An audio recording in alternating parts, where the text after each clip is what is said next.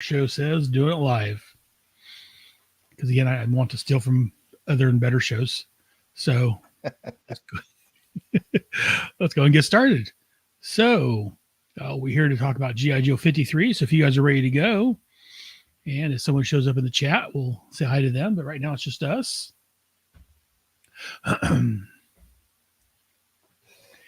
And welcome to G.I. Joe, a Real American Headcast. This is episode 53. As usual, I am your host, Aaron Moss, a.k.a. General Head. And joining me, we have returning from his long hiatus. The lawyers have worked out their deals, and I'm not allowed to touch them anymore. We have Jared Albrecht, the art artist, drawer, whatever guy, a.k.a. Death Probe. Hey, Jared, how you doing, buddy? Sorry, I was getting my sound effects right. Hey, man, I am excited to be back to talk some G.I. Joe. And there's nothing I like better than flag officers in the heat of combat. And I believe we're going to get a little flag officer in the heat of combat action in this issue. So flag on flag combat. Wait a minute, that's a difference. That's a whole thing. So, for those of you at home that don't know what a flag officer is, that's like a general or an admiral, like the higher ranks. So I think we got some of that coming our way this issue. If I read the right issue, it's a gamble. It's a toss up with you. It's a gamble. Did you read the issue? Did you read the right issue? Are you on the right show? I don't know. This is Aaron's show. This isn't one of your shows. So okay, just make sure we're on the right page. That's all right. It doesn't make a huge difference, to be honest with you. True. Yeah, I've listened to your shows. True story. So, anyways, also joining us, we have Sir Pantaloons, aka Brad Abraham. Hey, Brad. Hey, Aaron. I'm Sir. As I explained earlier, I'm Sir Pantaloons today because it's bitterly cold here in the Northeast, and I would have been Sir Pantless, but then I might have caught a chill. So I'm glad to be here. Glad to have you back, man. We all get a little chill. No, we can't. And thank you. That's our show for the day. Hope you guys enjoy. Yeah. So, anyway, cross the line from family friendly to not. That's anytime I have any of you guys on here, myself included. So, anyways, we're here not to talk about Brad's pants and no pants. We're here to talk about G.I. Joe issue 53. I'm sure Brad's read this one, and Jared, like we was talking about, it's a 50-50 toss-up. Over the chat, we have a quick hello from Mr. Kevin Reitzel himself. Hey, Kevin. Good show, guys. Again, the lawyer's talking with his lawyers right now, and they're trying to work out a deal because, again, inappropriate touch when we met in person. I don't know. It's a whole thing. But anyways, hey, Kevin, we're going to miss you, man, but glad you could say hi. So, yes, we are here to talk about issue 53. So the cover date on this one was November of 1986. The on sale date was August the 5th of 1986. Cover price was 75 cents. The title of this one was called Pitfall. The writer was Larry Hama. Try that again. The writer for this was Larry Hama. Penciler, Rod Wiggum. Inker, Andy Muschinsky. Letterer, Joseph Rosen. Colorist, George Roussos. And the cover, according to Mike's Amazing World of Comics, was Mike Zeck by himself. Zeck. Zeck. Yeah, it doesn't have quite the ring as big as Zeck, but you know. So, and the editor on this one was Bob Harris. So first we'll talk about the cover, which in the chat, Ken was asking what's the cover. This cover is basically, it's kind of a minimalistic cover. It's got Snake Eyes holding up I'm assuming it's an Uzi. Close-up frame of them, and around them are different Marvel characters. Again, the border covers. That was such a cool time in comics. This was the 25th anniversary of Marvel, and I want to say it was Assistant Editors Month, if I'm not mistaken, but don't quote me on that. The assistant editor on this, since I did mention that, was Bobby Chase. But, anyways, the Snake Eyes got the yellow background. Jared, what are your thoughts on the cover of issue 53? Oh man, it's beautiful simplicity is what it is. It just that, again, it's a Zeck cover. said 100 times on the show, the Zek covers era is my favorite era of G.I. Joe. And so as soon as I see that, and I go, oh my gosh, Zek on Snake. I have a t-shirt of this cover, by the way. I have a t-shirt of that drawing, and it's laid over the Arashikage symbol. Oh, very, I've seen that one. Very nice. I love it. And yeah, no, it's again, beautiful simplicity. It's not high action, it's not high energy, but it's very like, especially in that month where they were doing those border covers. I remember a Black Knight one on the Avengers that was cool. I mean, even some of the Star comics got in on it, like Heathcliff and stuff. I think ended up doing some of those. Yeah, I think any book put out by Marvel this month. That month, yeah, like it was just a neat kind of thing. I know guys and gals out there that collect just that cover series with the border, and I just think it's, as far as that goes, it's G.I. Joe's contribution to that month was definitely top tier as far as those covers went. And I don't know there's a bad one in the bunch. To say top tier, right? Yeah, I like it a lot. And real quick from the chat, Kevin asked, is Jared drawing Tomax or Zaymont? I haven't decided whether he's going to have a scar or not, so just hang in there. So, Brad, thoughts on this issue or this cover? Well, I never thought I'd use this word to describe a G.I. Joe comic cover, but hot. That was for Kevin, but this is, yeah, as you said, it's the 25th anniversary of Marvel Comics in this particular calendar month. So every cover was one of these character portraits. And if you go online and just look them up for Marvel 25th anniversary covers, you can sort of see the range of all. I mean, I think what they mostly did was just pick a character or the most popular character, and just kind of gave them like a portrait.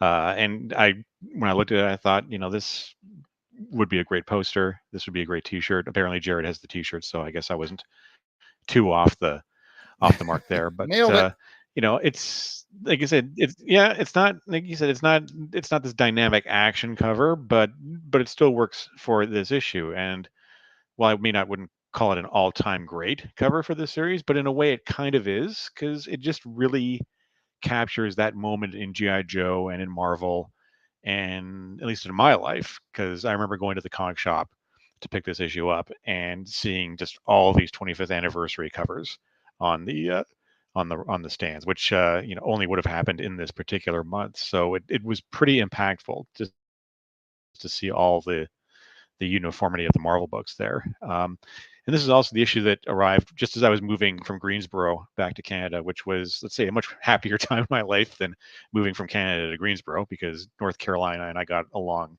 about as well as North Carolina does with South Carolina. So that kind of stands out and sort of links this issue to me, this period in my life. But I had a question, though, for you guys, is this: if it wasn't the 25th anniversary of Marvel this particular month, and it was not a 25th anniversary Marvel cover, is there like a particular image or moment from the book you think would have made a good cover for this one?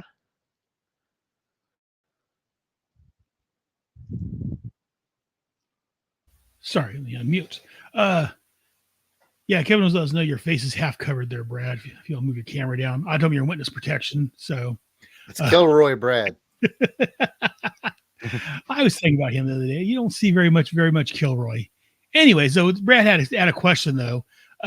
So Jared, do you have anything in mind for this issue if they didn't have this cover? I'm flipping through it now because I wish that I'd read it. I wish you'd read it too. All right. Well, you know what? Peek ahead at what I'm going to tell you about favorite art later on. I like this moment where Flint like takes on a whole bunch of eels. Yes. And somehow makes it out because he's Flint. And so I think that would have made a cool cover, like Flint just like barreling into a whole bunch of eels, and I think that'd be a cool moment for the cover. So a little sneak peek ahead at my favorite page of art, by the way. And I'm going to go with probably something from page 8, where the as Jared called them, the flags. Is that correct? Flag officers, yeah. Is fighting. And I mean, like bottom page 8, we get one of them holding. I'm going to hold it up to the camera for those at home, holding up guns, shooting at the cobras. As they're coming at them. That's a good one. Like that, showing, or maybe showing all 3 of the generals, or whatever they are, and Hawk holding down, battling, showing bullets flying all over the place. I think that'd been a cool cover. And if you have something, Kevin, you want to throw in the chat, let us know what you think. Brad, what are your thoughts on that? What would you like to have seen?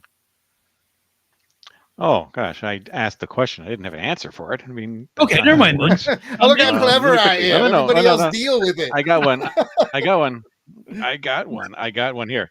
At the bottom of page 7, I'll hold it up, and I'll take care to not crease the book or anything, because Kevin's here. Can we see this? No, I'm messing it up.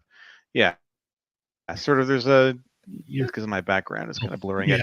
I'll describe it very easy because people who are listening to this can't see what I'm showing. But it's the bottom of page 7, and it's got Hawk and the other generals sort of pinned down in the pit, and there's a panel at the bottom of the page, and there's a red alert sign above, and way in the background, a nice bit of 3-point perspective, you have the bats kind of converging and firing on them. And I think that would have been a really interesting cover issue, some variation of that where you'd have some of the Joes pinned down in the pit, have a sign, something designated that the pit is being attacked by Cobra, and having it look like they're about to get overwhelmed. I think that would be a pretty cool image to splash on the cover. Great. That's a great one too. I like that. Would be a good one too. I like both of those ideas, along with mine, of course. But as far as myself, I like this cover. Like I said, I picked this one up originally. I picked this up in a 3-pack, from Kmart. So one side had the Unmasking issue 55, and that's the reason I got it, because of that. And then the other side had, I think it was issue 51 was showing with the Thunder Machine and the Dreadnoks on it. And then this was the bonus, if you will, third issue I couldn't see. But I think for what it is, it's a great cover. Like Jared was saying, all of the covers this month were fantastic. I was looking online, and they had one for Care Bears, had it, and Muppet Babies, Masters of the Universe. So any book that was published by Marvel this month had the face cover. So like I say, it's not as dynamic as we would normally expect or want, but for what they did, and Snake Eyes, especially at the time, was a great choice. So let's give this some ratings on 1 to 5 Yojo Colas. Again, 1 being it sucks, 3 being an average cover, and 5 being something like, that you want to blow up and hang on your wall as a poster. Jared, 1 to 5 Yojo Colas. I believe I would make a t-shirt out of this because I have one. And it's just too iconic to not give the full 5 for me. I know Brad's not going to do it, so I got to get the average up. So full 5 from me.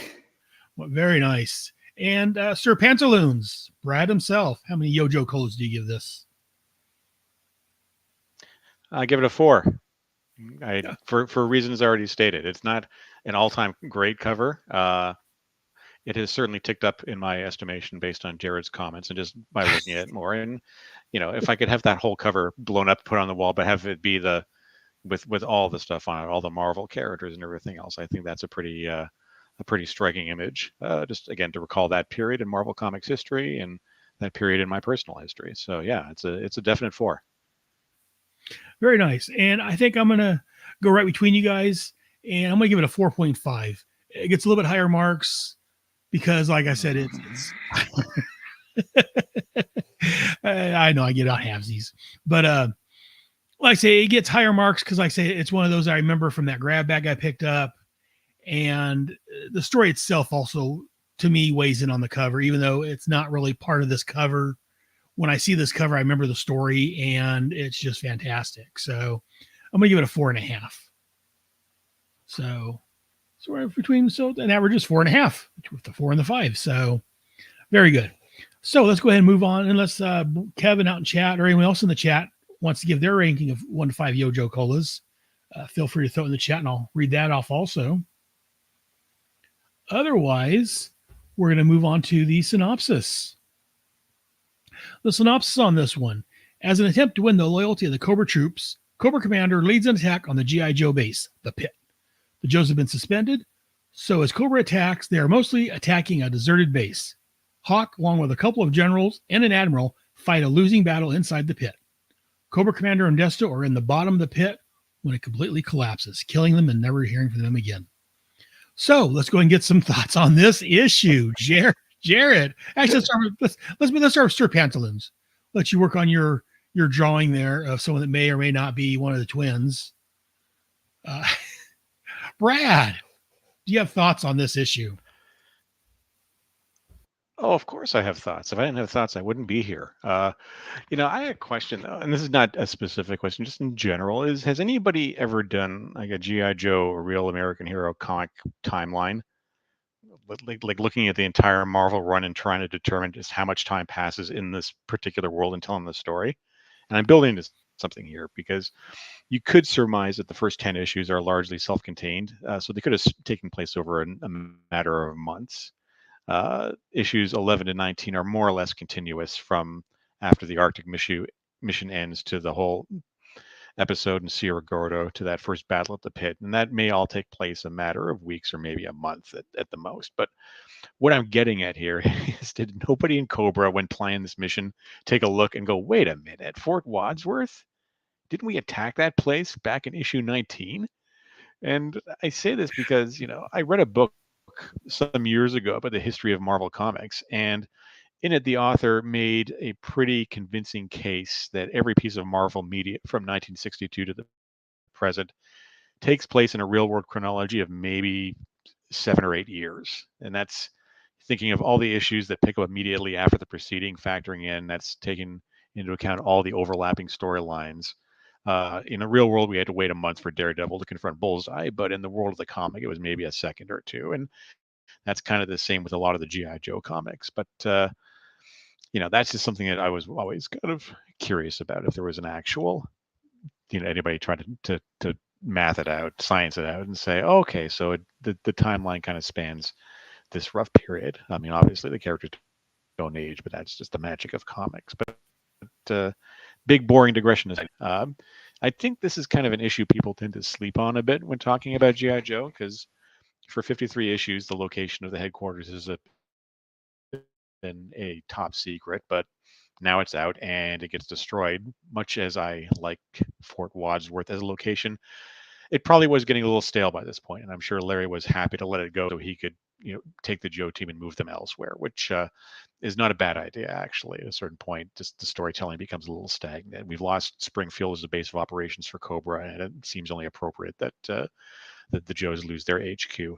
But overall, I mean, what a great issue. It just moves constantly, and it's like a shark in the water, just constantly swimming and constantly searching for prey. And I can't really think of any weak moment in the issue. And if there's only a criticism I have, it's a very minor one, and it's really in regards to the old soldiers, the old generals who are descending into the pit at the beginning with Hawk to talk about why the team was suspended. And we don't really know them outside this issue. It's not like a General Austin or a General Flag from earlier on, where we had a chance to get to know who these guys are. So it's great to see them strap in the weapons and throw down against the invading Cobra forces. But when they start falling, you kind of wanted to know a little bit more about them. But then again, maybe just knowing enough about them in the context of this issue is enough, where they debate the threat that Cobra represents, and they find they are in fact wrong, and they do have to kind of fire back and stop talking. And I think that the other thing I would say that doesn't 100% work for me, but I can let it go, is despite the seriousness of what happens, this issue is quite funny in a lot of ways. There's a lot of great little jokes and gags here and there. Flint coming in all beat to hell and talking about signing an authorization in his own blood if he needs to, and the Joe's kind of trashing the chaplain's school and grabbing all the weapons and going to town and everything, and the chaplain's freaking out. And I think that's kind of a lot of fun as well. It feels very small, I guess, as an issue. We kind of jump right into it. There's not like today where you'd have 2 or 3 issues, stretching it out over months. I think it was a good decision on Larry's part just to kind of jump in and just get through it, because you can kind of sense that he had other stories he wanted to tell and kind of clear the deck, so to speak, and start fresh. And I think it's a great issue. But one thing I think that it may take it down just a little bit, and it's the lack of any major casualties on the Joe side. In issue 19, the last time Cobra attacked the pit, we lost Quinn and we lost General Flag. And here I wonder if we might have done well to maybe lose one or more of our Joes. I know Hasbro probably wouldn't allow them to kill off an action figure because those guys get repaints and new versions, but one kind of wonders if the story might be remembered a little more fondly, or at least more memorably, if we lost someone like one of the original members, like Grunt or Short Fuse, someone, or Grand Slam, someone who hadn't really been present and active in the issue for some time, who kind of went down defending the pit and defending the other Joes from a Cobra attack. I thought something that might have kicked it up into classic issue territory, kind of like 19 is for me. But on a whole, overall, great issue, lots of fun, and it kind of represents a bit of a conclusion in a way for all the story arcs that we've been following for the last 20 or so issues from 33 onward. Everything seems to kind of come to a header here, and we've paid off some storylines, and now we're kind of heading into new territory. So it's going to be fun to go through that. Very good. Yeah. And, I was looking, I'm not seeing any timeline of the events. That maybe something, maybe if we get a few minutes, maybe I'll put something together at some point. But yeah, I'm not seeing any timeline at this point showing how long, it takes between issues or for our run to happen. So I never really thought about it that way. Well, it's been going on for several years, real world wise. It's probably only been maybe a year or so for the Joes. So good point. See, and that's why I have you on. Here's your good point for the day. So I can disconnect Brad now. I mean, I'm allowed one. And going from someone that makes a good point to someone that doesn't, Jared. Hey, Jared, what's going on, buddy? Hey, man. I'm a little tired of Brad coming on here and showing off. Oh, look at me. I read the comic. Oh. So, Jared, if you would have read the comic, what would you have thought? It's starting to piss me off. If I had read it, my first thought about it, and Brad did a great job of sort of covering all the bases, so I don't know that I have a ton to add, but just from the military point of view, I just am tickled pink at like what's the word I want? Brad, you're a writer. You're gonna have to help me out. I got it. I found it. The disdain that Larry has for Chaplin's assistants is insane. Like, he went all in on tearing those poor guys down, man. So is that something a lot of military people have, like a disdain towards the military? I mean, there are Chaplin's assistants, and it's like part of the religious calling. So they know that, they don't I've never seen them so overtly made fun of before. Because it's like picking on people that work in the church, man. It's just some level it feels wrong. But I had to laugh because, man, if I may add, yeah. No, I was going to say I totally agree with you. I kind of glossed over that point of mine. I think he's got something against the Chaplin's assistants. They've always been a background thing, but here they're front and center, and they're talking about in this and in previous issues about doilies and tea cozies, and the guys, their names are Percy and Cecil, which is they're manly names like Julian and Andre. It's the comic relief. You almost want to say, oh, he had them in mind from the beginning. He knew at some point he was going to have Cobra attack the pit, and he wanted them kind of running around, grab the tea cozy, grab the teapot, let's get out of here, they're shooting at us. And I can imagine that, as a Vietnam vet, that is the hardest and most, that's grizzling. And that's not something the Chaplin's assistants typically have to do. So I could see where, you might, that disdain could grow. But I was like, man, he's giving them both barrels here, man. And, it was funny. I ain't picking on the guy. It was funny, but then again, I'm not a Chaplin's assistant, so if I was, I probably wouldn't think it's as funny. But anyway, that was certainly funny. The rest of the issue, the one thing that I kind of took away from it was I was like, oh, this is sort of like the blossoming romance between Flint and Lady J. And over at the Longbox Crusade, plug G.I. Joe Chronicles, we just got done with the Devil's Due run, where spoiler alert, Lady J does not make it out alive, and now we're into the America's Elite run, and Flint is having a hard time coming to terms with that. And so it's just neat that we're covering that at this exact same time that I'm on the show with you, Aaron, and I'm seeing the beginning of the relationship, and I just thought that was pretty cool. And how kind of ham-handed Flint was, he's not good at it, but we all know he's going to Forrest Gump that lady, which basically means you just hang around until she gives in, right? You just keep hanging around until she gives in. Yeah. And so I used to work with a guy that very much reminds me of Flint. Pretty much a heavy hand. Hey, baby, what's going on? You want me and you shook up? And they initially just hate him, but like the longer he hangs around, they just get used to his ways, and there you go. So I all the other stuff Brad said, I'll just tack on the piece about the chaplain's assist, the vendetta that Larry has against chaplain's assistants, and I just thought it was cool to see those early days of Flint and Lady J, because honestly, when I think about G.I. Joe, it's not really a romance book, but when I think about the romance of G.I. Joe, I think about Snake Eyes and Scarlet and Flint and Lady J. And of course, Destro and Baroness. Yeah, I can see all three of those. Yeah, because especially from the cartoon, they seem more of a couple, where here they're just starting to hit it off, and well, he's trying to hit it off, and she's. I'm sure he thinks he's doing really well. And yeah, you can tell. I don't know if he's making some headway or what it is, but as Lady J runs away, if you notice on that panel, something that they did really good on it is that she has you can see tears in her eyes. It looks like they're on bottom of page 9 when she runs away. Okay, tough guy, live up to your act. And you see tears in her eyes as she leaves Flint to get the hell beat out of him by these. Yeah, I mean, as far as she's concerned, he's probably not going to make it. Yeah, I mean, the odds are just not with him. And she's like, whew, I don't have to put up with this jackass anymore. Has to get rid of Shipwreck. But no, like I said, yeah, I wasn't buying this off the stand.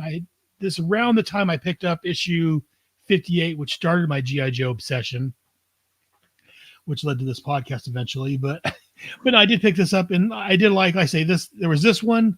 They skipped 54, which is kind of a filler issue. And then they went to 55, which is kind of an afterward to this one, and starting the new quota. So, or status quo. So I do like that. Like I think it was Brad was saying, this is kind of a status quo change because they've been in the pit for the last 53 issues. Now they've finally destroyed the pit, and they're going to go mobile for a while at least. So I do like that change. Like Jared mentioned, I do like the Flints and Lady J. In quotes, romance.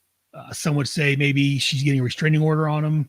It's hard to say, but it was the 80s, man. Yeah, that was more accepted back then. But yeah, no, yeah, I Cobra Commander. He's like, you know what? Spencer's trying to take over.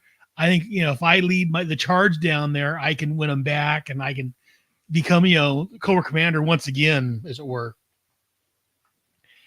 And and I like as he takes off.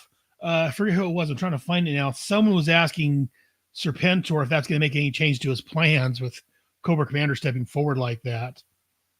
Zorana. Yeah, such a display of loyalty. I'm almost touched. Does this turn events pet a crimp in your plans, Serpentor? And he's like, hardly. Yeah, nah, so I'm good. I do like that. They're always pitting and scheming behind each other's backs. And Serpentor has a plan. Cobra Commander trying to kill the plan to go around that. And as we've said, Cobra's biggest drawback, or not necessarily drawback, but their biggest enemy, I guess, is Cobra. Mm-hmm. Yeah. If they, of course, they're bad guys, so they're not. But if they would learn to work together and maybe trust one another and actually go for the common good, as it were, they might actually be a little more successful. But again, as we've talked about in the comics, Cobra is a lot more successful than he is in the cartoon, but a lot of things more successful than the cartoon is. So as far as Cobra's, but no, this is a great issue. I do. Yeah. The firefight. And I'm been thinking about what Brad said about wish we would have maybe seen the general and admiral earlier in the series and maybe got a little more backstory on them before we kill them off. And I can see where Brad's coming from. I do agree with that to a degree, but I also like the fact that, I mean, this is really the first time we're dealing much with them, and they're here, they're to shut G.I. Joe down once and for all because, they invaded this town of Springfield, or at least the one general, who was it? Ryan seemed very much wanting to shut them down when the other two are like, well, what about this? There's circumstantial evidence. We've got Cobra vehicles at the airport. We got this footage of Serpentor. Circumstantial. Give me living, breathing proof. And just a few minutes later, well, he gets that living, breathing proof firing at him. So I do like that. He's calling out and saying that he wants some actual proof that Cobra exists. And the next thing we got bats falling down on him, and Cobra Commander and Destro both coming in to fight to the death. It looks like, as the pit blows up around them, and we're assuming it collapses on them. And as I said earlier, we never see them again. So I guess Serpentor gets the Cobra ship leadership by letting Cobra Commander and Destro die. But it's just it's a great story. Like I say, it's a kind of an ending and the beginning of a new era for G.I. Joe.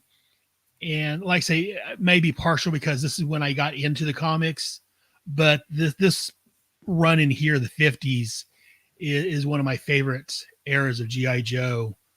I like it. I really like G.I. Joe up until the early 100s or mid 100s, and we'll talk about that in the future sometime. But when we get to that, but yeah, I know a lot of people say this is probably the era it starts dropping off. I still enjoyed it after here. So, but then again, I am a bit insane at times. But yeah, great issue, and yeah, I can't wait to continue reading the story. So that is G.I. Joe issue 53. It's going to fall off. That is G.I. Joe issue 53. So, unless you guys have thoughts on this, we can move on to the Real American Hero. So, Brad, decide where to go with that. Brad, is there a Real American Hero? The Real American Hero is a Joe or Cobra that you think did something extra, even a civilian or someone else in the story that you think did an extra special job that deserves special recognition. So, Brad, who's your Real American Hero for this issue? Oh, boy. Well, I think for this month, it's got to be Flint. He takes a beating. He keeps on ticking. He goes from seriously macking on Lady J to fighting off a phalanx of Cobra eels, being left for dead, getting the upper hand, charging into the battle with his face all battered and bloodied, and rallying the troops. And then if you were kind of on the fence about Flint at this point in the comic book, I think at this point you're like, okay, he's not that bad. And I think Lady J probably feels the same way too. Yeah, I can see that. And Jared, do you have a Real American Hero? Mine is clearly also going to be Flint. And the question we have to ask ourselves is, do you think he took that whooping on purpose to impress her so that he could, well, I mean, you know what he could do, did he go all in on that investment? I like to think he did. Personally, I'd like to think that was the Real American Hero in him that, I mean, it can be both, right? It could be. Yeah. Very much knowing Flint, it probably is. And yeah, you know what? We're going to make a trifecta. I'm going to give my Real American Hero to Flint also. For like you guys have said, yeah, he took, like a Timex, took a beating or took a lick and kept on ticking. Yeah, they thought he had him down. So that's one guard to kill him off or one eel to kill him off. And he's like, I don't think so. Not today. And then he just stumbles into the motor pool where he's like, you know what? Here's your authorization in blood. I like how they gave the eel like just a bit of personality too. He's like, why do I always have to kill him? Because I don't like doing it because I work in a slaughterhouse. That's what slaughterhouse. I like working at a slaughterhouse. It doesn't get like, it's like, I like think you do. That would make me. Yes. Someone's like, I think you like this. And oh, by the way, today's your last day. So yeah, no. So it looks like, yeah, Flint is our Real American Hero for this issue. Because yeah, we all three of us decided that. Very good. Good choices, guys. And so that was an easy one. So moving on. The next one, again, is something I stole from another better show than mine. Page of art. If you could have one page of art from this book, which page would it be? Jared, do you have a page of art from this book? I do. I kind of tipped my hand earlier. I just really like. I mean, there's a lot to like in here, so I'm interested to see what you guys come up with. But I like the victorious clan. I know a Flint. It's only one panel, really, but I mean, at least you get the build up to it, where he beats the slaughterhouse heel. I just love that beat up, shirt's torn, but he's got a rifle and a knife, and it looks like he's ready for business. So I just think that's really a cool moment. So I will pick that one in a issue that's chock full of amazing stuff. And I will take the opportunity while I have the mic to say, Rod Wiggum is not a name that comes up a lot in comic book art discussions. He's not a Todd McFarlane or an Eric Larson or a Jim Lee, but man, if this guy isn't consistent and having to draw a bazillion different characters and a bazillion different vehicles and the pit and the bats and all this technology, tip of the cap to Rod Wiggum. He is an unsung hero of comics. Very nice. I can't agree with you more. Well, I could. I choose not to. Because then, people start talking. Yeah. You got a reputation. He likes Jerry. Either actually, No. Anyway, Brad, let me see. There you are. Do you have a page of art that you'd like out of this book? I do. And I also echo what Jared just said about Rod Wiggum. I think he's probably my second favorite Joe artist after Herb Trimpe, for the reasons stated. His work is very, very consistent, and I think he does everything well. He draws characters well. He draws action well. He's really good at just drawing hardware, and just like the fun, cool military type of stuff. But even just looking at pages like page 3, where we're in the chaplain's assistant's tea room reading area. Again, Larry really does not like chaplain's assistants, but there's just some great expressions. There's some great bits of action with Spirit and whoever else throwing axes at the dartboard with Cobra Commander. I see a few bullet holes in there as well. So there's a lot of really great details, which is, I was going to go with the penultimate page 21, where the explosion happens, because you got some great sound effects on it. You got a panel at the top where the ground, you can kind of see it buckling upwards, and there's a karoomf sound, and then it falls into a pit naturally, a pit of it with a rumble. And then there's a third panel where the truck carrying the surviving Cobra is crashing out of the motor pool with a krathum. But I'm not going to choose that one. I'm going to go back to page 3 with the chaplain's assistants hiding behind a chair as the Joes trash their poor reading room, their tea room in the reading area. And I would like to point out one little thing on this page to Jared is we see Beachhead without his balaclava on. Panel 2, right between Gung Ho and Roadblock. I think that's the first time. So, and I know that Alabama beat Auburn on yesterday's game. So congratulations. That'll be enough out of you. So there's the page he's referring to. Yeah, that was cool until Brad ruined it by bringing up the game yesterday. And I was going to bring up about Beachhead being without his mask, and then I forgot when it got to my turn. So thank you, Brad. Great. Oh, you're welcome. Great. Like you both said, there's a lot of great pages in here. I too was looking at page 21 because again, the collapsing pit into the pit and the truck zooming away.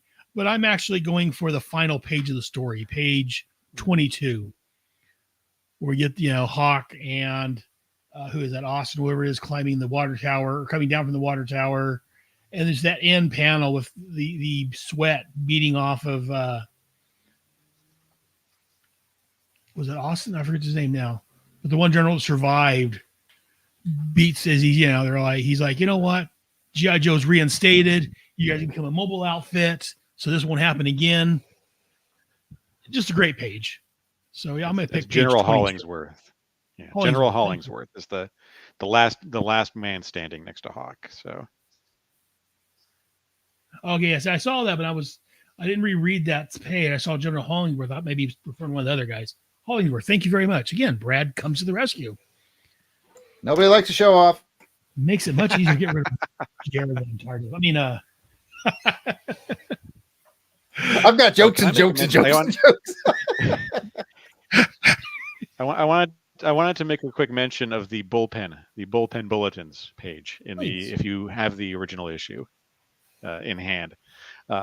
in this particular month, they're really pushing the New Universe because they have a report on the New Universe Part 2 by none other than Mr. Jim Shooter, editor-in-chief and creator of the New Universe, where he talks up the new books.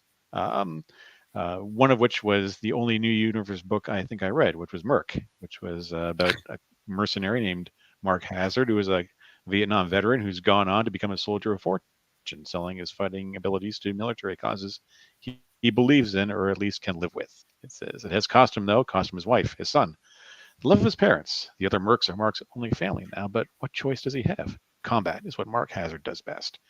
And as I recall, it's a pretty good book. It only ran about 12 issues, kind of like all the New Universe titles, I think.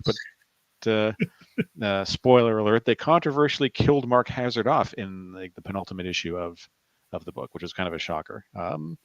But that was kind of interesting to see. And the other thing I want to point out is in the checklist is this was the month for the first issue of the G.I. Joe Universe, which was a limited series, but it didn't come out as the G.I. Joe Universe. It came out under a different title because I was looking at this going, what the heck is that? It sounds really familiar. And I had to go digging through my long box to pull out and confirm that it was in fact the G.I. Joe Order of Battle, which was a 4-issue series run that was illustrated by Herb Trimpe. And it was kind of sort of expanded versions of the information that was on the file cards.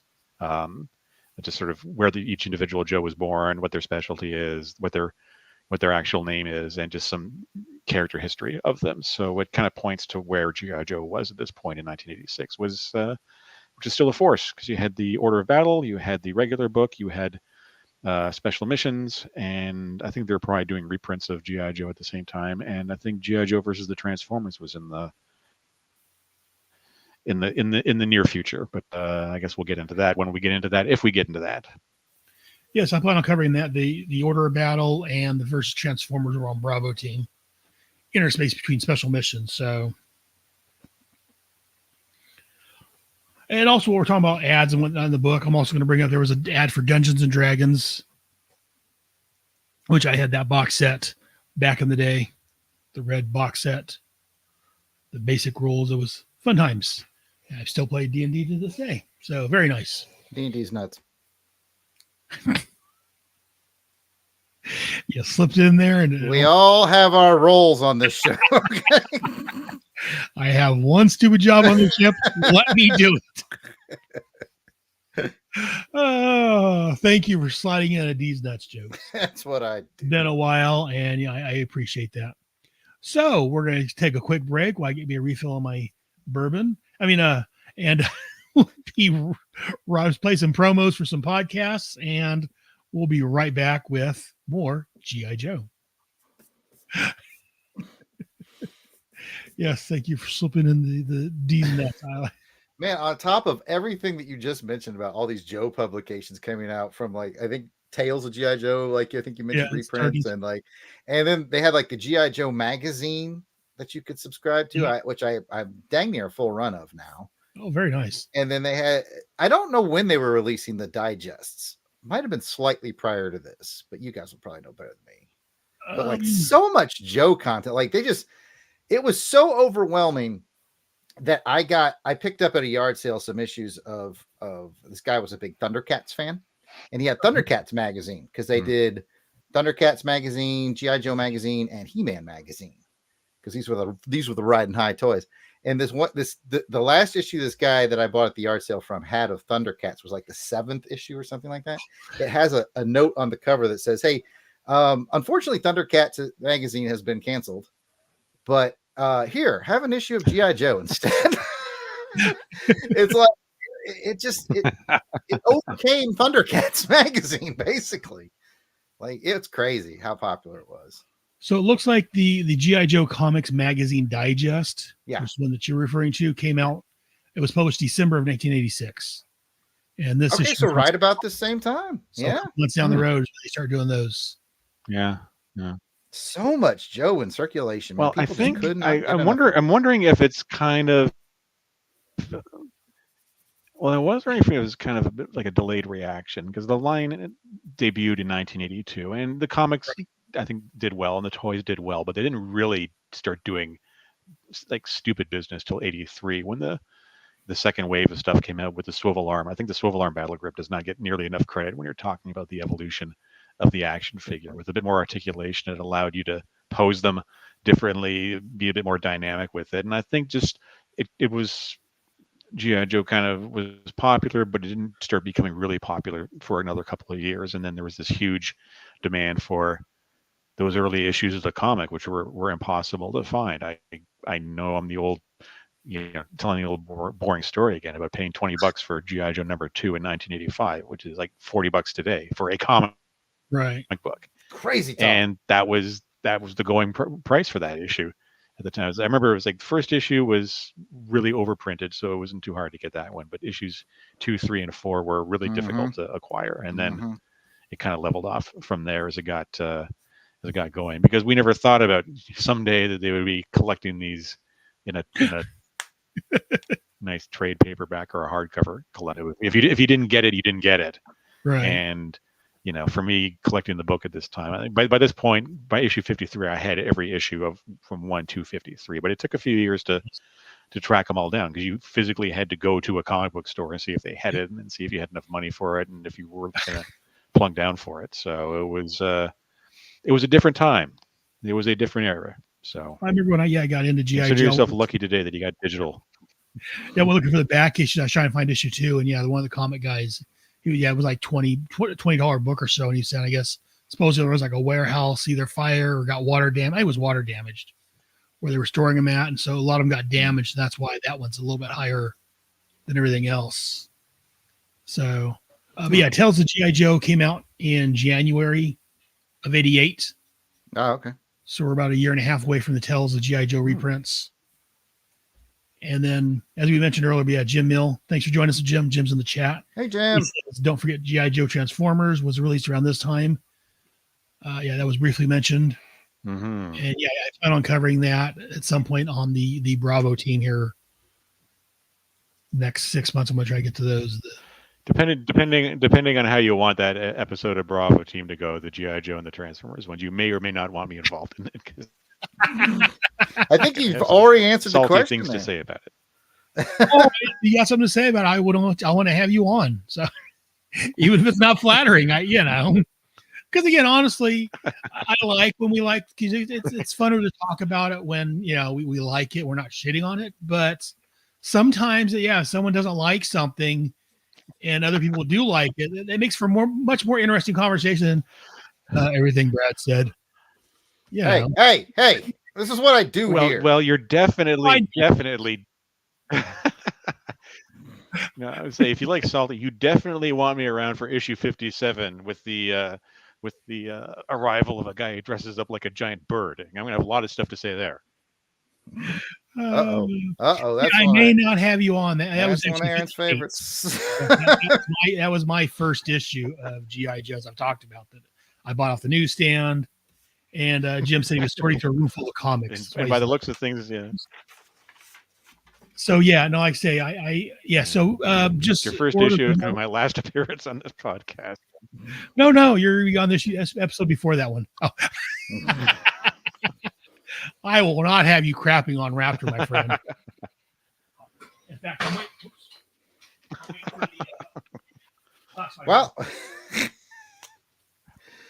for the water over, trying to get to him. Mm-hmm. I'm gonna have a code name for that issue. I just came with the code name. Oh, there he is. There he is. Yeah, I'm waiting for the class. It just as a teaser for that when we do that episode. I didn't so much eject from G.I. Joe toys at that point with the arrival of Raptor as I strapped down some giant wings and I jumped off of a high roof. Oh, very nice. 1 second. I spilled a little water. Give me a minute. Brett said something interesting, as he usually does, about how people are blessed to have digital now, which is true. But Brad, you know this to be true. While digital is great for convenience, there was nothing like finding that issue that you didn't have on the hunt in the wild. And I feel bad that some people will never know that feeling. It is become a increasingly rare thing because I do read a lot of comics now, just because I do not have a lot of spare time and money really to go to the comic book store every week. There's some books I still buy just because I've been collecting the trades or whatever for a while, but digital is great for convenience. But yeah, it's kind of, well, like on the weekend when I popped into the Walmart and walked out with unintentionally with the classified Grunt and Rock and Roll. Sure, you can order them online. You can probably get them for a better price online, but I gotta tell you, there's something about just with my kid wandering through, checking out the toy section with them, and seeing G.I. Joe figures that I actually kind of wanted on a rack and going, oh, I could just walk out with these right now. And it reminded me of back in the day going into Sears or Kmart or whatever and going into the toy section and seeing all the new Joe toys or the new Star Wars toys or whatever just laid out there. And you knew you could convince your mom or your dad to let you get at least a couple to take home with you. And it was an exciting time, and it doesn't really happen anymore. Now it's just click, point, click, buy, and they'll mail it to you in a bubble mailer where it'll get crushed somewhere between the warehouse and your home. But especially when like you said, it's hard to find a lot of these figures at the store anymore. I mean, there was one or two Rock and Rolls at my local Walmart, and I didn't have the money. One went back to get it when I had the money. They were out, and all they got like 5 or 6 shipwrecks now, which I own one of. So it's. Yeah, I go in and be able to buy one off the store. If it's a little more than buying, I can go to get on Amazon, probably cheaper or somewhere. But there's a joy in finding them in the store. Yeah. And over in the chat, Jim says, relate. Yeah, Jim's God. Oh, yeah, sorry, Jared, go ahead. no problem. He was saying, Jared's no job is a fitting sketch for the weather here in Michigan. It's my wintertime episode, man. There's a theme here. And what were you going to say, Brad?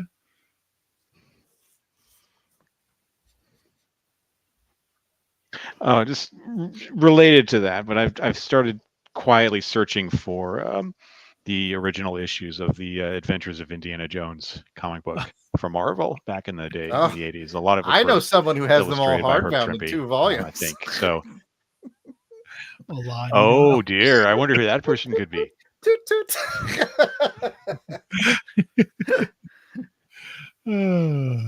Well, I'm going to challenge. I'm going to be more challenging, and I'm going to go sourcing it out. You're going to do what? There's a very good chance that there will be a podcast around that on the Longbox Network. So I'm marking Brad down for a guest spot. Oh, there you go. Oh, I would have lots to say about Indiana Jones and comics. Absolutely. Absolutely. And Jim over the chat says he personally prefers to find his comics and toys. I guess we should get back to talking about G.I. Joe, shouldn't we? Oh, we would. This is all like outtake material, like an extra. This is all going at the end of the episode. Yeah, I'm not getting rid of all this conversation. So feel free. I keep talking. We just recorded a Bravo team episode on the cutting room floor. This is all going to get. I'm telling you, if we have enough time, maybe put in a Bravo team, or at the very minimum, it'll be at the end at the outtakes and quote section. But yeah, no, it's. See, I enjoy these spontaneous. Well, this can be for your Christmas outtakes episode. Yeah, I enjoy these spontaneous conversations episode for the year. All right, but we'll go ahead and get back into the show proper itself then. So yeah, Jim just joined us. So yeah, Jim, we just covered the comic and all that good stuff. Now we're moving on to the cartoon. So if you have any thoughts on any of that you want to throw in the chat, feel free. Again, it was issue 53, the attack on the base of the pit, and in quotes, the death of Cobra Commander and Destro, which we'll talk about. To be seen again. Which we won't talk about in the coming months, I guess. Oh. So let's get back to the show proper. And welcome back. I hope you enjoy those promos. I don't know which ones I'm putting in there yet, but probably something for Jared and probably something for Kevin and whatever else I decide to throw in there. So let's go ahead and get into the next section talking about G.I. Joe, the cartoon. This episode was entitled An Eye for an Eye, directed once again by John Gibbs and Terry Lennon. They did last month's. Writer was Steve Mitchell and Barbara Petty. First aired November the 8th of 1985. The synopsis: while in the midst of transporting valuables, G.I. Joe gets ambushed by Cobra, causing them to accidentally set a remote cabin in the mountains on fire. This makes the cabin's owner, Charles Fairmont, demand retribution against Cobra, and Lady J helps him out with his revenge. This was an eye for an eye. So, Brad, since I'm sure you watched this one, I did. do you have thoughts on Eye for an Eye? I watched the heck out of this one. I should let you know, anytime there's an episode of your great podcast coming up, because they were covering this episode, I always give myself some time, usually on a Saturday morning, and pour myself a bowl of cereal, my Lucky Charms or my Golden Grams, and I sit on the floor in front of the TV and I queue up the old Roku box and I find the episode and I watch it and I pretend it's 1985 or whatever. So it is always a pleasure to watch these episodes. I know I and the others on the podcast tend to beat up on them a lot, but we do it in a loving way. This is a pretty solid story, I thought, actually, especially for the cartoon, which veers into silliness. There's a lot of silliness in this one, but I think at its core, there's a really interesting story here, because I was always the one who wondered what it would be like to be just a normie civilian in a G.I. Joe story or a Star Wars story or even a Marvel story. I lived in New York City for many years, and always around New York Comic Con time, near the Jacob Javits Center, you'd always see the cosplayers out and about on the streets having hot dogs or grabbing a coffee or whatever. So you'd see Spider-Man and Captain America, and you'd see lots of Black Widows and Electras and other Marvel and DC characters. And it was kind of like the New York City version of Marvel you'd be walking through. And the point kind of still stands that it would really kind of suck to be a supporting character in one of these worlds, because you're either the victim of a nefarious Cobra plot or a bystander whose house gets blown to pieces in a battle. And I do like what they did with this one, the furious father seeking payback for his family. As a parent, obviously, I empathize, and anybody does my wife or son dirty. I'm a writer and I'm creative for a living, which means I have that particular skill set to come up with creative ways to get back at someone.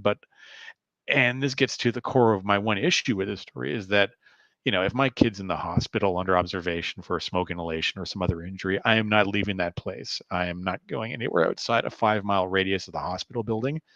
I'm going to leave the big stuff to the experts, to the doctors and the nurses at the hospital, to the police, the firefighters, and the G.I. Joe team. I'm certainly not going to infiltrate a military base, intel terrorist who caused it, caused my family to be injured and my home destroyed. And I'm certainly not going to convince one of the members of the G.I. Joe team to steal a Sky Strike or fly me to the bad guy terrorist's super secret island fortress to go get revenge.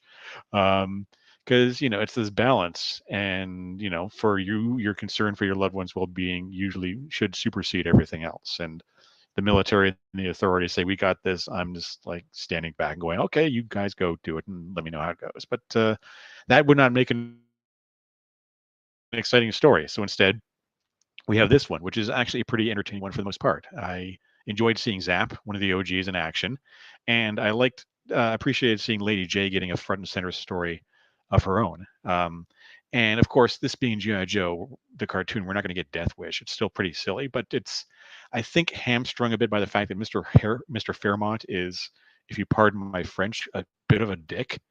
Like, he's angry, and he should be angry, but I think the mistake here is because he's such a jerk, he's kind of unsympathetic, and he doesn't really learn anything or change. He's sort of once a jerk, always a jerk. You'd think he maybe learns, yes, leave the soldiering to the professionals, but he kind of doesn't. And even when things kind of work out in the end, he's still, this is not over. I'm going to go seethe in a corner and, fire off angry letters to my editor or to the editor of the local newspaper and stuff like that. So it's kind of, I think they kind of missed an opportunity to have a bit of a lesson here, but they always did have the knowing is half the battle PSA. So maybe it was something about smoke detectors or whatever that issue. They don't include those on the streams, unfortunately. So I don't know where they did that issue. And according to the website, I go, it's where's it at again? I go to joeguide.com. It shows that for this episode here, when it originally aired, they don't know what it was. There's no information on what it was originally. So So it may not have been one that month. It just says unknown. And then when it replayed on Well, USA, if someone in the chat or someone on the if someone knows, if someone out there listening knows, drop Aaron an email because I'm kind of curious to know. Oh, the only one thing I wanted to add to it before I let Jared pull out his notes and go to 10 on this one is the Cobra weapon is called the Power Destroyer, which is kind of a really lame name for a Cobra weapon after the Mass Device and the Weather Dominator and the Pyramid of Darkness, because this is 1985, 1986, and the Power Station is right there and contemporary for the year. If anybody other than me recalls that Duran Duran, Robert Palmer side project. I'm probably the only one, but if you remember the songs, I'm with if you. You do, yeah, all right, good. Because if you remember Some Like It Hot, or their cover of the T-Rex song "Bang a Gong," it's a great album. You can probably pick it up for $1 in a used bin somewhere. But yeah, the Power Station, much better than Power Destroyer. Very nice. And Jared, I'm assuming you don't have any notes on this, so go ahead and pull you up full page. There we are. Notes. Hey, there's notes on there. You'll notice very short because, like my esteemed colleague said, this is a good issue. It's one of the episode. It's one of the least silly episodes that we have ever done. And now my notes. All right. I noted that Cobra at the beginning actually set up a pretty decent ambush. If they were good soldiers in any way, shape, or form, they would have totally won that day because their ambush was legit. But they, I don't know, still managed to screw it up.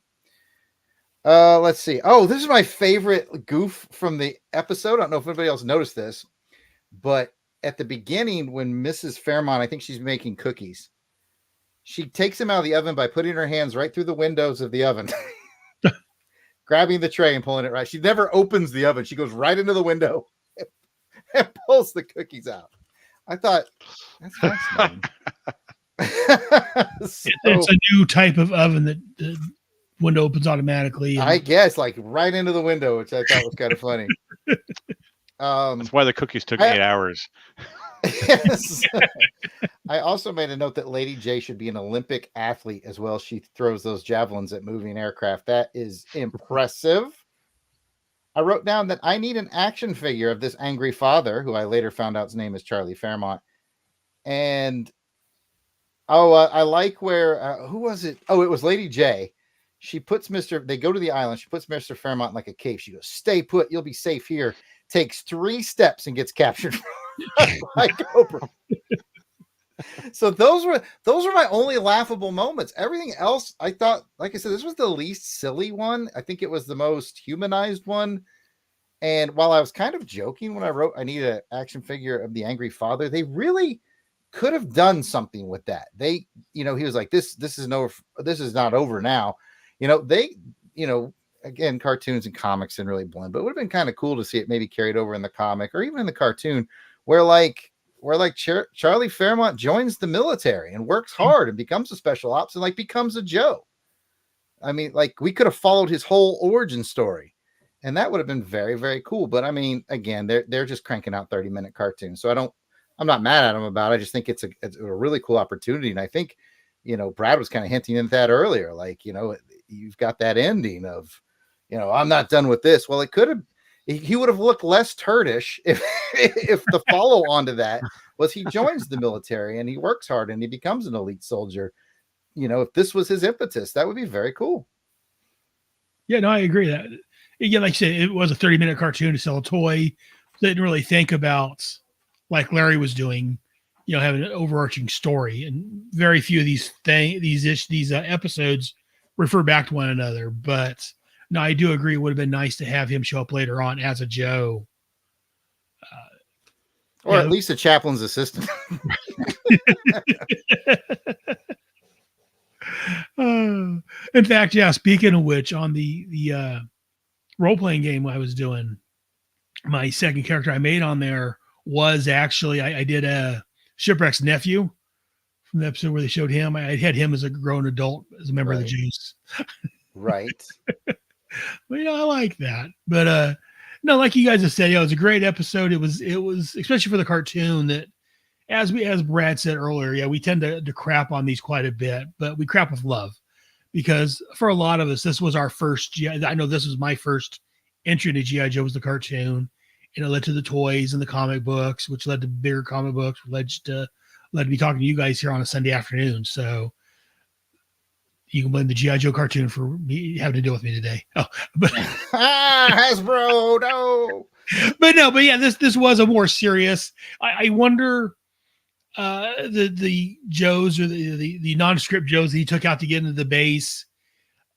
Maybe they need to rethink some of their security protocols or some of their training maneuvers or whatever. If just Joe can get in, He basically used the "hey, look over there" method with the MP at the front gate.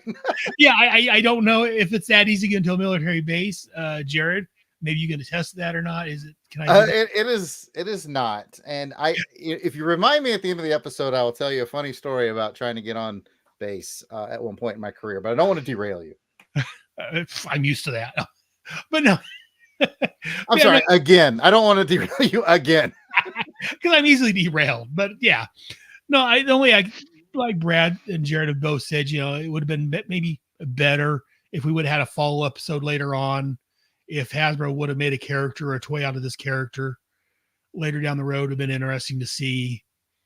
But again, he is getting a bit older, so I don't know how well that would work out joining the military later in life like that. I guess we have to look at someone that's older that's in the military. He says, looking at Jared. He didn't start out old. I'm sure he started out younger. But no, I was young when I. I'm just giving Jared crap. But anyway, it's a young man's game. Yeah, and that's maybe why he didn't, because again, he was a businessman or something. A lot of money, it seems. So that may be the only drawback. But then again, we're talking about the cartoon had parrots all the time in it and pet wolves, and as did this one, and we didn't bring that up. Freaking Paulie, yeah, and then that's one of my. I don't know if it's a bad point, but one thing that when Lady J, she maybe should have left work. Even I know she thought it was going to be an unarmed base or unmanned base that she was taking them to, but it seems like she would have left a word or message or something, because again, even though she took them to an unmanned Cobra base, I'm sure sneaking a Sky Striker off of the base is going to get her in trouble. Again, maybe I'm wrong. I know Jared does on the weekends.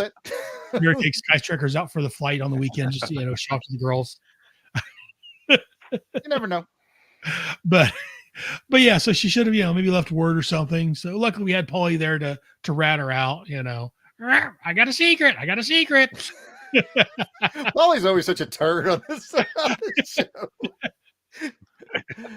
Which is probably why Larry didn't use them. But anyway, I'm surprised Paulie survives this long. One of the other Joes finally has enough and just says, Cobra did it, when Shipwreck comes around and finds Paulie. Raptor. Scallywag. Feathers. Raptor.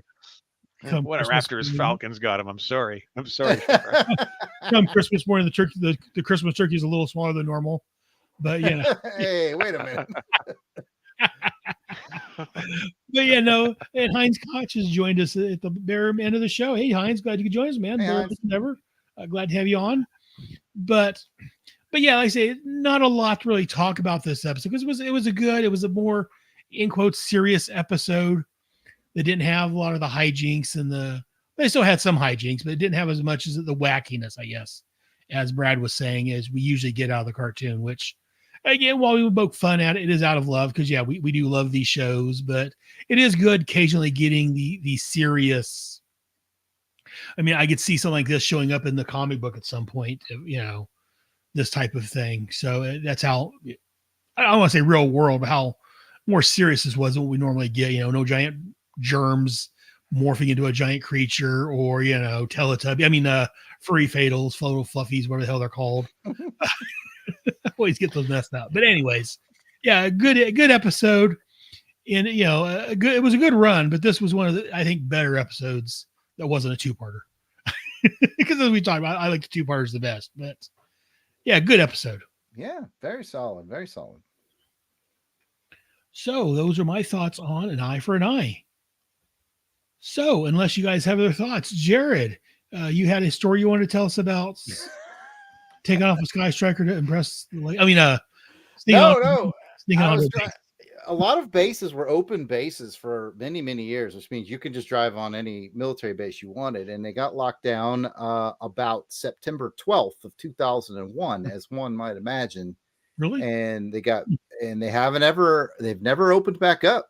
They were open bases for years and years and years. And then after September 11th, they really locked them down hard. And while they're not locked as hard, they are still locked. And it was shortly after the September 11th tragedy that me and my two friends, PJ and Brian, both of which are African American, that's going to be important to the story later on. We went off base to get a bunch of pizzas for this event we were having. And we got 60, 70 pizzas in the back of this car, right? And we pull up to the gate, and everybody's very serious again because this is not too long after September 11th. And they're like, ID cards, gentlemen. And we hand them all our ID cards. And because I'm a funny guy, I said to the gate guard, I said, I'm the white one, just in case you get confused. And without missing a beat, the gate guard goes, that's very funny, sir. I need you to go ahead, pull over here. We're going to inspect the car, which means they had to look inside of 65 pizza boxes. We were there forever. Brian and PJ are staring daggers at me like, oh, you had jokes. So that's my story. And so basically my jokes have ruined many lives, including yours, Aaron. So there you go. Yes, story. that's That my is a good opinion. story. Come on. I would probably do something similar and all the time. And dude was not on my vibe. That guy had no appreciation for my humor. Well, we find it funny if that counts for anything. Thanks, man. Decades later, we're able to laugh. Yeah, I don't have a story anywhere near that level. I do have one about a turkey though. Since we were talking about Polly and Raptor, and this is a very recent story. Here in New England, we have a lot of wild turkeys in the neighborhood. When the pandemic happened and everything was shut down, wildlife really flourished in our part of the state, and there was this colony, I guess for lack of a better word, of turkeys that live a couple streets over from us. And this year in particular, there's been this repeated pattern of every morning, usually between 5:45 and 6:30, when one of these turkeys will come around and it'll wake me up. I'll hear it clucking, gobbling. It'll be pecking at the windows because it'll see its reflection staring back at it, because turkeys are very stupid animals. And it's kind of become a point of every morning. When is the damn turkey going to wake up? What time is it? If I hear the turkey, I know it's time to get up. And without a word of a lie, there is only one day this year that the turkey has not come around. And if either of you can guess what day it was recently that the turkey was oddly silent. I bet I know. He was probably trying to. Yeah, I am not kidding. It was like you could have seen tumbleweeds and just dead silence on Thanksgiving morning, because the turkey wisely decided to maintain a low profile that day. So apparently he wasn't so he was dumb. back the next day. He was back the next day and every day other. But the only day that I can recall where the turkey has not woken me up was Thanksgiving morning. So he was laying low, man. He was like, "Not today. Today's not the day." And you may get a peaceful Christmas morning also. Maybe another day he's going to maybe. Well, I mean, legend holds that the first Thanksgiving was held not too far from where I live here in Massachusetts, and part of me also wonders if the native tribes weren't onto something when I said, give the turkeys to the white man. These noisy, annoying birds. Tell them to say no. They're the ones you want to eat, and we can kind of get rid of these things so we can get a little bit of rest in the morning. But yeah. Not so dumb after all. Not as dumb. Yeah, it's got to be an instinctive thing, like some sort of biological, some sort of internal clock that they just know that this is the day not to draw too much attention to oneself. Don't piss off that. Don't piss off the human. You may join our friend Fred that's missing. But anyways, so we had some story time today, and probably after the credits play, we'll probably have some extra outtakes that we talked about during the commercial break. But fun times. But anyways, it was great talking with you guys. Jared, if people want to hear more from you, where can they go? Well, if you want to hear my podcasting adventures, they're mostly done at the Longbox Crusade or on Her Majesty's Secret podcast if you enjoy James Bond. But those are the two best places to find me, Longbox Crusade on Her Majesty's Secret podcast. If you want to chat with me personally, I'm at Yard Sale Artist on the X, the Facebook, the Instagram. It's all at Yard Sale Artist. You can check out my artwares at www.theyardsaleartist.com.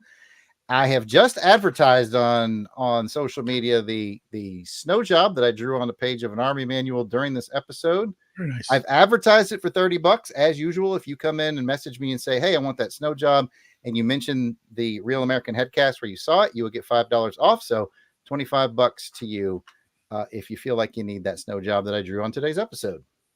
Thank you very much for that, Jared. I appreciate you giving the viewers and listeners a discount on your stuff when they mention they saw it on the show. No problem. And again, as always, you do fantastic art. I love your artwork, man. It's wonderful. And Brad, if people want to hear more from you, where can they go? They can go to bradabraham.com. That's where I do most of my my free writing. If they want to pay me for my writing, they can always pick up my novel Magicians Impossible, available in finer bookstores everywhere. And or if they're interested in some comics, they can check my comic miniseries Mixtape, which is available at Indie Planet. Just search for Mixtape and it'll be right there. And I've said it before, yeah, I definitely recommend Magicians Impossible. It's a great story. I loved reading it, so I definitely recommend it. And as for myself, like I say, if you're listening to the show, feel free to give us a call and leave us a message. You can call us at 1-559-500-3182. Again, that's 559-500-3182. Call and leave us a message. What you think about the show? If we should get rid of Jared. I mean, any thoughts you guys may have on the show. I'll call and say, can you get rid of Jared? I kid. But no, it's definitely give us a call. Let us know. I'm on the Facebook at facebook.com/GI Joe. I've also got my main show, which is at facebook.com/ it's facebook.com/groups/GI Joe, or facebook.com/group/Headcast Network. You can email me at gijoe@headspeaks.com. Right now, my Headcast Network website is down right now due to a billing issue. Apparently, much like I was telling these guys here a month or so ago, for some reason, my Gmail filter got really strong and it filtered everything from my hosting company. I missed that. I was missing emails from these guys. And I emailed them. You guys want me on the show? Oh, yeah. I messaged Jared on text. I haven't heard from him. He's like, I replied to you. And I finally got looking in my spam folder and it was, oh, there it is. Mm-hmm. Yep. Think we all know. And then later on, I got looking and, oh, crap, I got things from my hosting thing I missed in there. Oh, Lord. It got really crazy. But so right now, yeah, you can go to gijoe@headspeaks.com if you want to send an email. I'm on Twitter. Just look for it's at GI Joe. X, but I don't do much on X. I don't do much XC. I mean, I don't do much on X, but it's there when I think about it. But anyways, definitely join us. We've got this show, and then every other month on Bravo Team, we're covering special missions. In between issues or episodes, we'll be talking about something else. I'll probably start covering, like I said, the versus Transformers and the G.I. Joe the G.I. Joe Order of Battle here shortly on the Bravo Teams also. I got my main show, Head Speaks, where I talk about comic books and anything geeky. Right now I'm in the middle of looking at The Power of the Atom, great series. I've got Task Force X, where I'm currently looking at the Suicide Squad from the late 80s, early 90s. The Starman Adventure Show, where I'm looking at the Will Payton Starman. I'm on the final year of that journey. And then I've got the wife and I are doing Star Bright Project. We're looking at the Quantum Leap TV show. Again, that one there's going through some changes due to the new series that came out. I'm still working on that. And then also there's Voyagers Cast, which we're coming up at the final couple episodes, looking at Voyagers from 1982, which was another time travel show. So definitely check us out. Let me know what you think. I guess that'll do it until next month. I do want to give a special thanks to the guys in the chat. Kevin had shown up for a little bit, Jim and Hines. Thank you guys very much for joining us in the chat. It's always a pleasure hearing from you guys over there. And again, an extra special thanks to Jared and Brad for taking time out on this Sunday after Thanksgiving to talk some G.I. Joe with me. Again, as I don't have a lot of friends in the area in the G.I. Joe, I guess I'll add that also, but I was paid to be here. we can just leave it. I don't have a lot of friends. So it's nice to be able to talk to you guys G.I. Joe at least once a month. So thank you for joining me. Until next time, remember, knowing is half the battle. Yo, Joe. Yo, Joe. Yo, Joe from Brad. Yo, Joe. And that's going to do it. I'm going to go Yo, ahead and Joe. end the stream. Yo, Joe. End the stream. If you guys hold on just a minute while it